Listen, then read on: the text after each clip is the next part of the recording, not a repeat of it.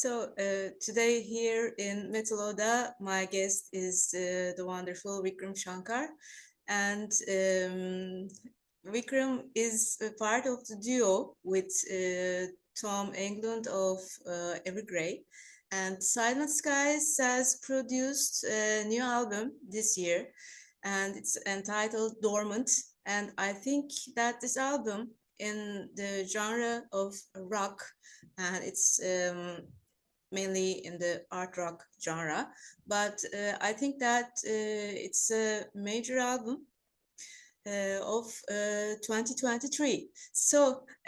Can we get to know you a little bit better? Can you introduce yourself to our audience? Welcome again. Sure, and thank you for the lovely words about Dormant.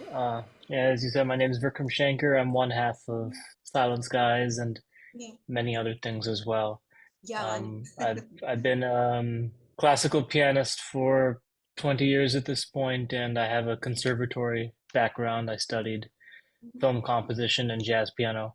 Yeah. So I have a very academic background, and Great. since graduating conservatory, I've gone into rock and metal and soundtrack and jazz, and I do all these different things. But I think, yeah, I think part of the charm of Silent Skies is that I bring this academic perspective, and I marry it with Tom's perspective, which is completely different. He doesn't have that academic background, but he does have like a emotional intuition that is very important and that I value a lot in music. So really, Silent Skies is the combination of those two worlds. Wonderful.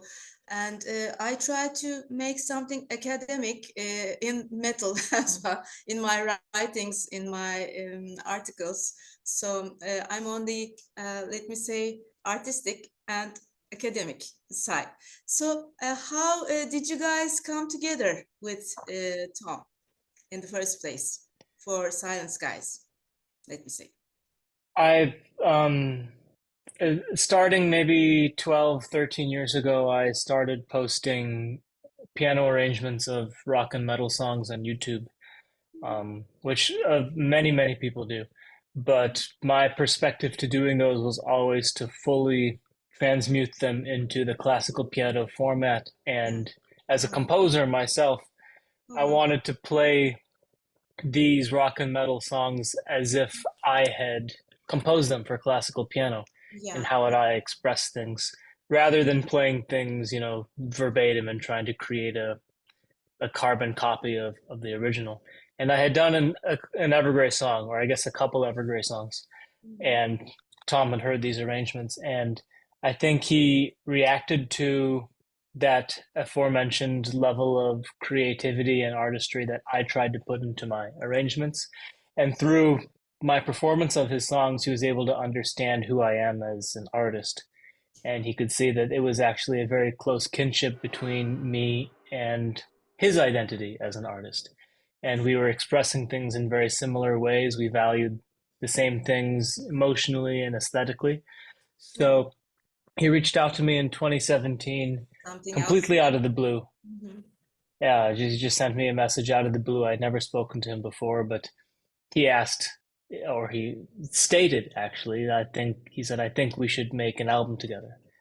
And in that way, it was kind of funny because a lot of these kind of projects start as friends who decide that maybe they should try writing music together. But in our case, the album came first, and this was the first album, Satellites. And from that point of writing the album, a friendship then grew, which is, at this point, he's one of my very closest friends. Now that we've done 3 albums and 4 video game soundtracks and all kinds of stuff. Wonderful. And I was very much surprised when I first listened to Dormant, and I was driving and I said, wow, oh, this is an album. This is an outstanding album. And it is such a seamless and very relaxing and loaded with melancholy and sad and beautiful at the same time. I guess, and it is very visual. It is, I think, it is because you compose also movie scores, right? You have a very Yeah, visual. yeah, I do Dormant soundtrack is work. Yeah. also very visual, I think. When Tom and I were first writing our very first album, we started writing that 6 years ago, and he said to me this phrase that I've really enjoyed ever since.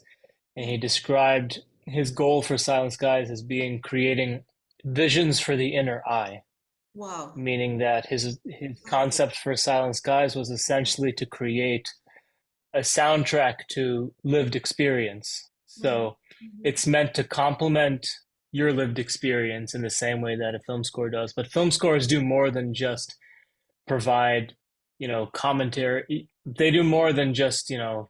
pair with your lived experience. It can also inform your lived experience. The soundtrack of a film can help you understand the film in different ways because it can provide nuances that maybe the visual picture does not. And so too with, our music, we seek to not only provide the soundtrack to your life, but also perhaps provoke thought and inspire you to ask yourself questions that help you grow as a So human being. important, yes. And who are the major influences in terms of movie score composing? The composers that you like, I mean, nowadays. For Silent Skies, the influence from the starting at the beginning, but also true to a certain extent now. Mhm, We're very influenced by composers like Olafur Arnalds, mhm, who did a few film soundtracks for some smaller films, and he did a score for the series Broadchurch. mhm. Because in terms of the soundtrack world, that was his big breakout moment. But he's also been making albums Yeah. in this kind of melancholic cinematic classical style for many, many years. Right. Yeah. And he's one of the foremost figures in this movement that Hmm. is, I guess you could call it neoclassical, but it's modern classical composers who grew up listening to classical music as well as electronic music and pop music. And so the way that they write for piano, strings, all these things are informed by all the time that they spent working in these other genres. And he is just one. Another great example is the late, great Johan Johansson, big influence for us, and Max Richter as well. But these composers really influenced the way that especially the way that we articulate our ideas Mm-hmm. in terms of arrangement and production, because, the way that we write songs doesn't really come from that tradition because a lot of that music has no vocals. And Yeah. so it's not written using a song structure the way that we write.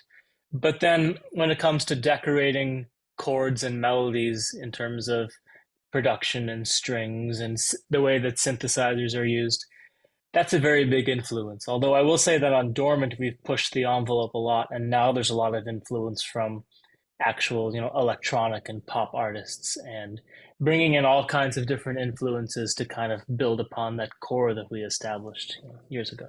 Great.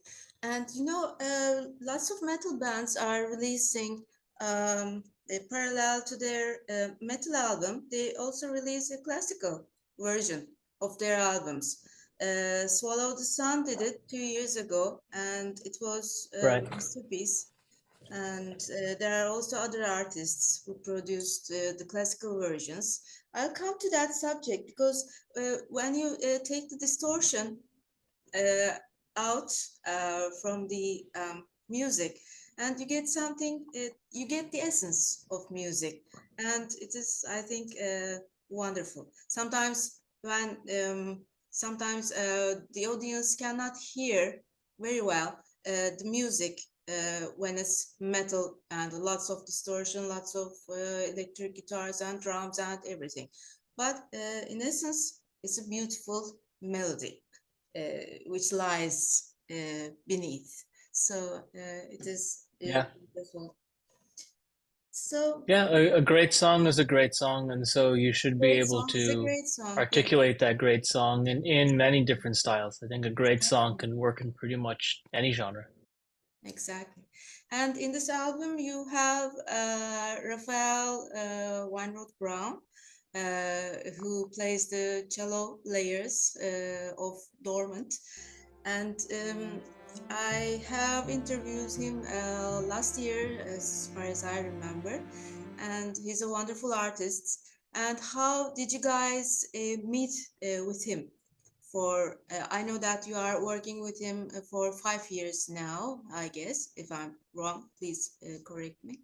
And how did you guys come together with Raphael for this project for Silent Skies? I mean. My relationship with Raphael predates Silent Skies actually, and I have a band called Lux Terminus, which was my first real band, so to speak. And I'm very much in Lux Terminus world right now because we're finishing up our second album right now, so it's on my mind. But in 2017, I heard the Leprous album Melina, Yeah. and that was, I believe, Raphael's first album where he Mhm. played with that band. And I heard his cello work, and I immediately thought I have to work with this guy. And Yeah. so I had him play on the first Lux Terminus album. And around that same year, we were working on this first Silent Skies album, and Tom said, "I think we need to bring in a good string player." Mhm. And I wanted to immediately work with Raphael because I had such a great experience prior. And what immediately emerged about Raphael was that he's not just a cello player. I know a million cello players. I went to conservatory. I know great cello He, players. he has a But he's different a mindset. composer. Yeah, he's a He's composer. a composer, and the way he arranges music, he understands the artistic goals that are going on, Mhm. and he can approach them with musicality and creativity to the point where on Satellites, I pretty much wrote out all of his parts on score. And by the time we've worked on Dormant, I wrote out a few parts, but for the other songs, I just sent him the songs and said, do what you want, basically. Uh-huh. And the result was amazing. So I really trust his musicality, and he is a third member of the group to me. I Great. think he there was when we were working on this album, there was like a before Raphael and an after Raphael. Once he did his parts, it's like it felt real. Mhm. Great. And tell me about the philosophy behind Dormant. So it's about a journey, I guess, life, death, and maybe renewal. And I'll come to that subject because when I was waiting to start this Zoom conversation, uh, something came up to my mind, and it was Fantasia by Walt Disney. And you have this Mm-hmm. wonderful album cover on top of which you have this nature um, view, let me say, landscape. And the idea behind it seemed to me pretty much you have in Fantasia the last item, the last section, let me say, it's uh, they have made an animation picture uh, on nature, and it's about life, death, and renewal, and it's about Stravinsky's Firebird ballet suite. And what can you tell me about the philosophy behind Dormant, the meaning? Um, yeah, please go. Yeah, you you have a very good understanding of some of the concepts at play behind this album, and the essentially the idea behind Dormant is about the process of life and the idea that we have a certain essence within us, Mhm. and life is hard, and life seems to be getting harder, like in the cultural sense. And there are so many things that are just affecting all of us in Mhm. various ways. And it can be hard to figure out how to cope with all of that.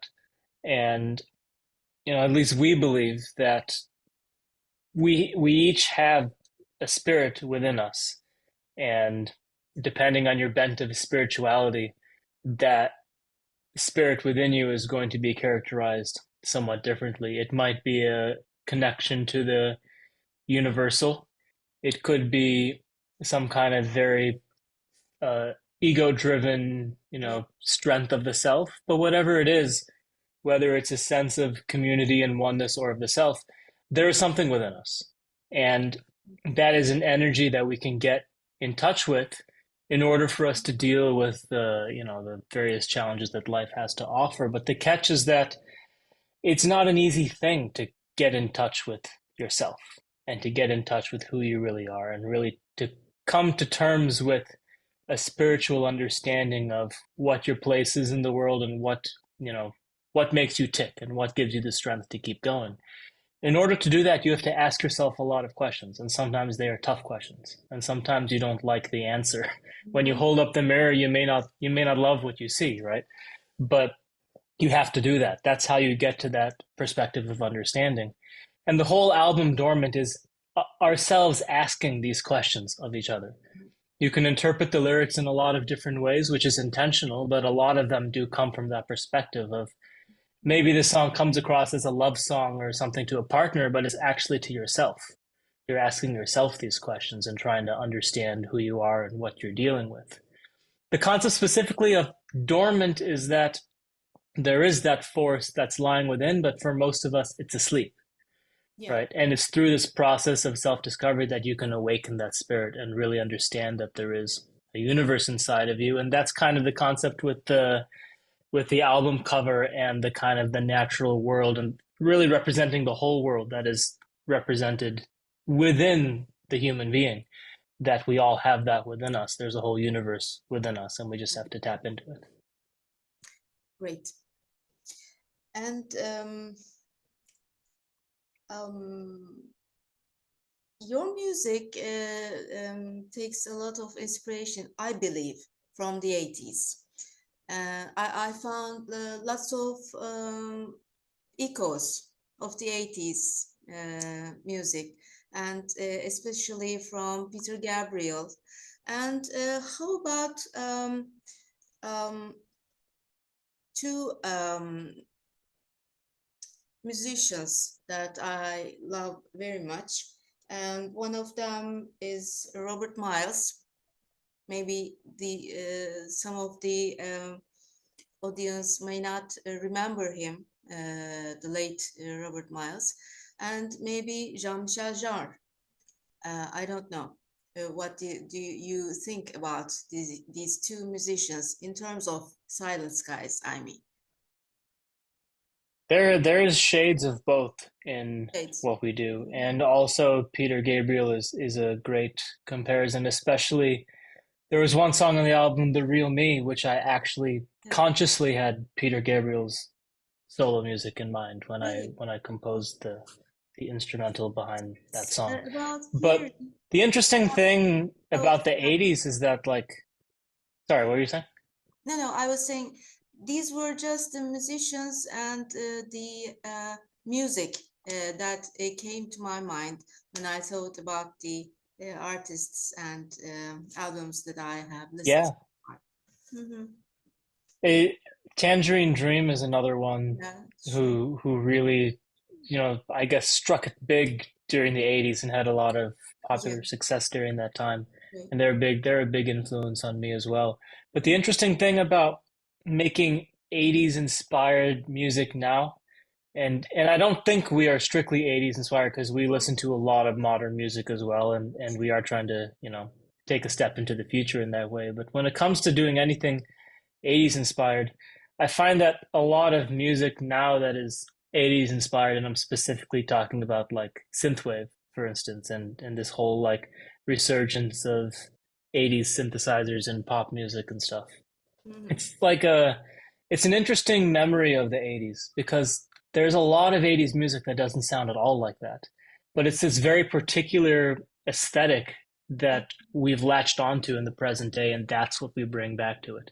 It's almost like we're making 80s inspired music, drawing from other artists that are inspired by the 80s rather than going back to the That's right. source and Yeah, actually capturing some of those things that people that's were why. actually doing at the time. Sure, that's why our music is very fresh, and it takes us back to the 80s, but it is something completely new and fresh and very much inspiring. And I had this um, album by Alphaville. Um, People don't know this album pretty much, and it's the Breathtaking Blue. It's very jazzy and poppy and a very different territory in which Alphaville landed, I think. An interesting question for you. And when I was looking up your web page, you have those interpretations of songs. And between these songs, I have noticed Sleep Token. So, Yeah, Sleep sure. Token, do you like Sleep Token? Very much so. Yeah, Me I too. really, really like what they're doing. And um, among the best albums of this year of 2022, I think that Sleep Tokens Take Me Back to Eden is an incredible one. And I think that they have made something very fresh and different and innovating at the same time. As a musician, you might interpret it much better. What do you think about their music? How the way they combine all the jazz and metal and hip hop and everything, but they have this seamless transition from one genre to the other in the songs. And um, big fan of metal genre like myself, and I also like very much classical music as well. And I can listen to Sleep Token without getting bored, and so may listen a teenager who is introduced in the first place to metal music without getting bored. And what do you think about their music? And um, why did you decide to interpret a song from Sleep Token as Vikram? Yeah, no, I agree. I agree what you're saying about them, and I absolutely love the band, but I think that they're important whether you love them or not. And what I mean by that is that I think what they've done, especially this year, with how they've really blown up and become one of the biggest bands out there, is I think it'll show musicians, people in the musical landscape, that it's okay to take chances and Mm-hmm. it's okay to be weird. And you don't have to worry about taking chances because you're afraid that it's not going to be successful. You Mm-hmm. know, especially when you start to really, you know, take your first steps into the big, you know, business world of the music industry. Yeah. All of a sudden, it's very easy to become Mm-hmm. intimidated into being safe. And Mm-hmm. you feel like if you have a certain rung on the ladder, you worry that if you make one misstep and you make something that's just too weird and people don't appreciate it, you're going to just fall off the ladder entirely. Understand. And Mm-hmm. Sleep Token shows that you can do really strange stuff. You can make genre bending music that's inspired by anything and everything. Wow. And you can promote the album with no music videos. They didn't do a proper music video at all. And you can never show your names or your faces. And you can still make it huge by being so weird. I think that that's going to expand a lot of people's minds in terms of what they think is acceptable and the kinds of things that people can do. And it may do the same thing for listeners as well. There may be a lot of metal listeners who used to be kind of purists Uh-huh. who are a lot more accepting now of hip hop and R&B coming into their metal because, you know, Sleep Token has opened up their ears to just how Yeah. exciting and powerful that can be. I view their success as nothing but a good thing, regardless of whether you love the music or not. And I think one of the reasons why I love them personally ties into, you're asking why I chose to perform a couple of their songs, and it's because they do all of this experimental, I guess you could call it experimental stuff, but it never feels it never feels absent of meaning. Mm. There's really potent and powerful emotional and narrative cores underpinning everything, and the emotionality of their story comes through regardless of what kind of experimentation they're indulging in. And I think a lot of experimental artists do great things, but maybe don't have that element. Mm. Maybe in their attempt to do so many different weird things, they lose the core of, the great song and the great meaning that makes music like this resonate. And that quality resonated with me very much. I think I'm so used to listening to different genres that it wasn't necessarily a mind-blowing revelation to hear R&B and metal together, because I love R&B and I love metal and I listen to both of them in the same hour. So it's not that weird to me to put those two together. It's logical. And Yeah. so much metal is drawing from pop music anyways that you may as well not be afraid of it.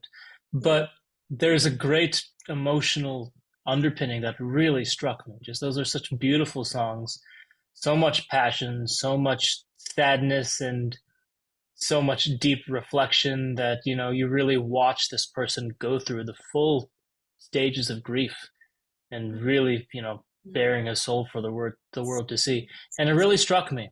And so, those Pain. songs were just like, Yeah. So much for me pain. as a musician, like it gets under your skin, and then for me, when Yeah. a song gets under my skin, it's natural to play it.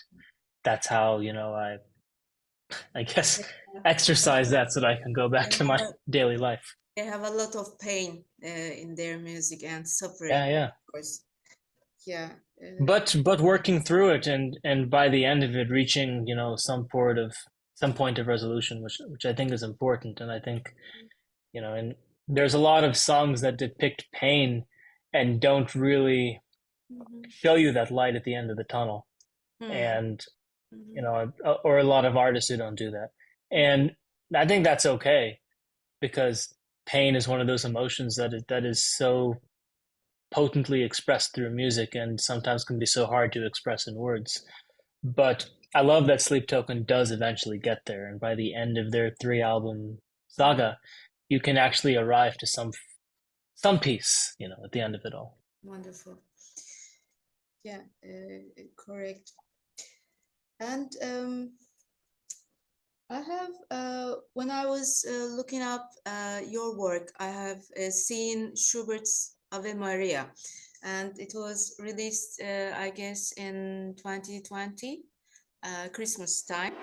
And how did you come with the idea of interpreting Ave Maria? And we'll come to the subject of covers as well. Well, Ave Maria specifically, we wanted to do Mhm. Christmas music. Yeah. And I don't know how it is, for you where you are, but I mean, America has its own version of Christmas that's extremely, obviously it's Mhm. commercialized. Mhm. That's Yeah. that's essentially what the holiday is. But Christmas is a very big deal in Sweden, and so Tom experiences Christmas very very strongly, and Wanted in to both cultures, perhaps more so in Sweden, but in both cultures, there's something a about huge emphasis on family. And like there is a, even if you don't, you're not a Christian, there's some real importance to Christmas, and there's a reason why it sure. means so much to so many people. So it was So about we the wanted to make, spirit of the season, let's say, yeah, literally. Yeah. exactly. There is a spirit there that is important and necessary, and Mm. that's why it's prevailed for so long. So we wanted to make a Christmas album, and we were picking songs, and obviously we did never made a full Christmas album. We might one day. We might, but we didn't make a full album. But is we just we made Nectar instead. We made our second album, so there is always music to be made. But we had picked a selection of songs, and Ave Maria was one of them.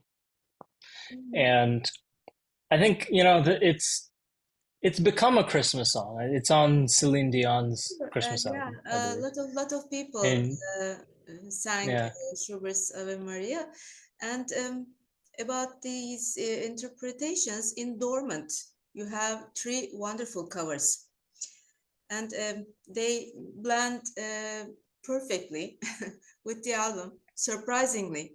And one of the songs which surprised me the most was The Trooper by Iron Maiden.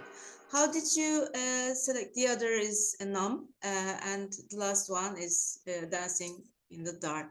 And so, how did you choose to interpret these songs in Silent Skies style, let me say? I think the reason why those covers feel like us and they work in our musical context is They feel I like have a way of yours. approaching. Yeah, I have a way of approaching arranging the music in covers like these that actually, going back to Ave Maria, that's actually maybe an even better example of this concept in that I take the melodies and in some form the chord progression. I just strip it down to these kind of theoretical elements. And then I think about if I came up with this melody and these chords, how would I play it? You know, the Trooper has a way, Iron Maiden has a way of playing the E minor chord in that song, and we all know how it sounds. How would I play that same chord if it was a Silent Sky song? Well, there's a certain way that I would play it on piano, and I decorate the synths in a certain way. That song has a particularly Tangerine Dream kind of vibe as it builds, so that becomes part of the expression of it as well. From that point on, it's basically like writing your own song, really, but trying to do it with the love and respect that it deserves. And Ave Maria, like the Dancing in the Dark cover, those are two somewhat extreme examples because I completely rearranged the chords for those songs. Yeah. So Ave Maria's chords are very much built in that you know 1900s classical musical language, and I wanted to express something very different with it. So I took the melody and I just put completely new chords over it, just feeling my way around how would I arrange chords to fit this melody. In Dancing in the Dark, we did the same thing because it's originally in a major key, and I put it in a very wistful minor key, trying to rearrange chords that made sense for how I understood the song. Because the thing is, maybe not so with Ave Maria, but definitely with Dancing in the Dark. The emotion of that song is nowhere near as joyous as the original music indicates. It's a really, really sad song and a very relatable song about Sorry. not knowing where your life is and not knowing, where you go from here. So just finding, a musical language that expresses that sentiment is basically the goal there. Yeah. And as you say, the bottom line is the love for the originals of these songs. And that's Sure. so true. Love for Iron Maiden's music, let me say. And it has become such a sad, poignant, and wonderful interpretation. Yeah, Is we were first working on that right when the invasion of Ukraine was happening. And Mhm. so it was just, so surreal to be working on that song and think about how old the original story that, Steve Harris wrote about is and think about how little we've learned. Yeah. It's, it's mind-boggling, really. Mhm. Mhm. Well, um, every year, normally I select nine albums which impress me. This is in terms of my liking of music. This year, Dormant is one of the most impressive albums of the year, I think. So Oh, thank you. congrats. It's wonderful. And when do you think shall we hear a new work by Silent Skies in the near future? And before we had released this album, we had already started on the next one. And that's kind of very typical for how Tom and I work. We do a lot of different things together, and that's not even getting into his day job with Evergrey, which obviously is a very full commitment in and of itself. So we have to time manage. It becomes very difficult to navigate the time management with all these different things. And when it comes time to have a window to work, we like to make the most of it. And sometimes there's so much creativity flowing, and you it's not that we write more songs and have reuse songs like that we wrote for the last album, because I don't think that's ever happened. I think we always tell ourselves we're going to do that, and then we write fresh music in the moment because that's always more inspiring. But what usually does happen is that we end up just spilling over into writing the fourth album right in that moment, because you want to capture the momentum, and you just, while you have the ideas, you want to write. So we have actually, I think, maybe four songs already for the follow-up album that we had finished writing before Dormant even came out. So optimistically, I'd say maybe in the next year or two. I mean, at the current rate that we're going, we could easily have the fourth album out next year, but I'm not entirely sure, based on, Tom may have a 2-month tour with Evergrey, hypothetically, and then maybe, that takes out a big chunk of the year right there. But we're always working. There's so much going on. We even have brand new management who's, working with us to build opportunities in all kinds of different spaces, including the scoring. The scoring world is always going to be very big for us, and songwriting for other people. There's always stuff going on. It's like every day I feel like I have a Hard morning life, meeting with hard Tom, work, and we have, and yeah, hard and life it's of like, the what are we musicianship. actually doing today? It can be hard to keep track of what you're actually doing on a given day. Yeah. So, Vikram, thank you so much for being my guest tonight here in Metal Oda. Thank you so much. And please send my regards to Tom as well. And thank you for your time. Yeah, it was my pleasure. Thank you for the great questions. It's always nice to speak to someone who actually, understands what we're trying to do, because there's so many, metal So journalists glad. who obviously love it, and they're very kind, but maybe it's so different from what they're used to listening to that they're not able to engage with it on the same level. So really appreciate your care in listening to the Thank you. music. Thank you so much for tonight's chat. Thank you and take care. And thank you for being with me, for being my guest tonight here in Metal Oda.